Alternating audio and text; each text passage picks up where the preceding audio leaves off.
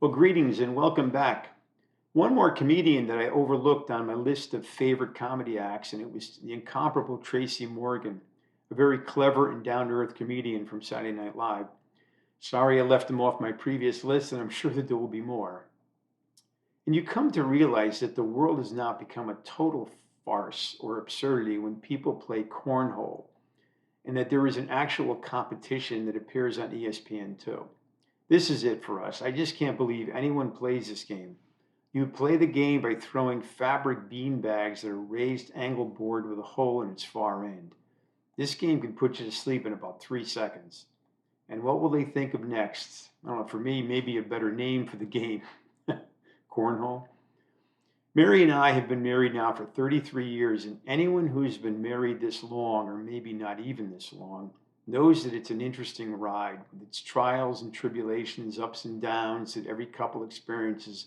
But we've survived, and I know fully well that deep down in Mary's heart and soul, she really hates me. So I finally purchased some hearing aids, which means two things now. I won't have to keep saying, I'm sorry, could you repeat that? My hearing is not very good, especially in my right ear. And now I have to listen to what everyone is saying to me.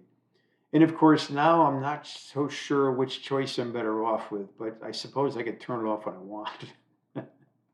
Do that a lot at home. I enjoyed what this new comedian said, Brian Kiley. He said about purchasing toilet paper, where some people buy one roll of toilet paper and he asks, are you trying to quit? Thought that was a little strange. And you know the question some people ask, why don't you have children? I think the more appropriate question should be, why did you have children?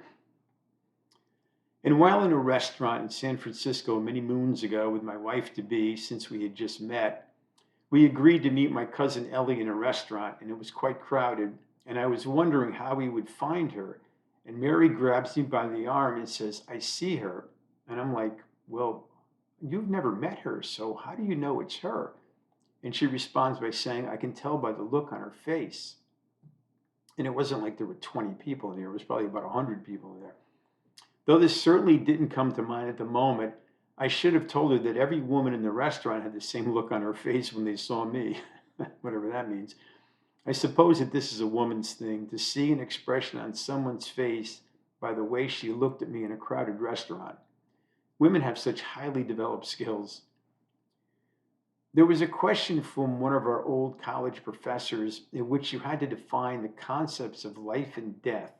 And I felt that life equals yes or positive with endless worries, and death equals no or negative with no worries. Then, of course, we had to further explain. And as usual, I made it very easy. I love how in today's world that if you buy a screwdriver, you'll get an email confirming your purchase and then get another email asking you how your purchase experience went, with about 5 or 6 questions on your incredible journey to buying a screwdriver. I steer clear of this nonsense. It's what a bunch of crap. They'll never leave you alone anymore. Then I'm going to talk about James Joyce, the author. He has to be one of the more unusual writers of all time. I've tried some of his books and I can never get through them. He can be intoxicating, and I get the feeling that he himself was intoxicated much of the time. He can bore you for a few pages as you attempt to follow the path he's going down, and then he can capture and delight one with his folly and madness. He can seemingly say nothing and everything at the same time, and you occasionally wonder if anyone can translate or comprehend what he writes. I find myself getting lost in his endless sentences that ramble on for pages. Excuse me. And I confess to researching some definitions of his style, and they do seem to fit. His experimental use of language, his fearlessness, and explorations of new literary methods, including interior monologue, use of a complex network of symbolic parallels and invented words, puns, and allusions.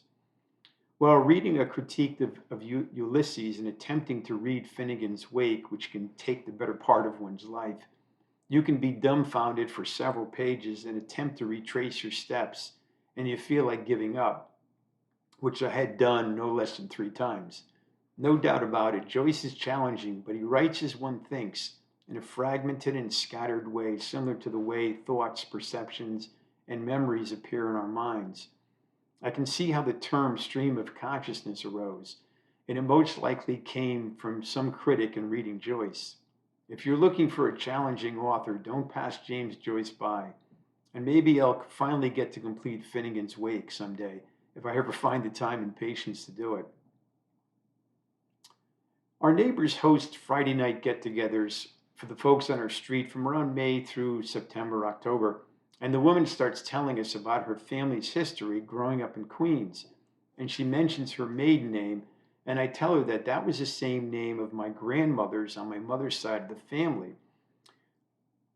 And over time, I start noticing that she likes to talk and hold court. And between my mom and her 5 sisters, I noticed some similar traits. So one night I told her that I think there's a good chance we might be related. But then as she continued to talk, and as I stated before, she loves to talk, and as she rambled on later that evening, I changed my mind and I told her that I don't believe we're related. You talk a lot more than my mother's side of the family. Kidding, of course. I was actually going to look it up on the Ellis Island website, but I decided not to. Too much work, and what difference would it make? So I'm watching a segment on the deadline for our US budget, and they're claiming that if they doesn't pass within the next 24 hours, we may not be able to pay our bills. And I'm thinking, well, if the government can't pay their bills, then why should we? This is my simple-minded concept for this issue. And lastly, I'm going to just list the things that men like to do and women like to do. And I'll go with men first. Men like to watch sports, drink, listen to music, talk with other men, work outside, read, like to joke around and watch TV. Women like to shop, gossip, go out to dinner, and nag. And I will end here.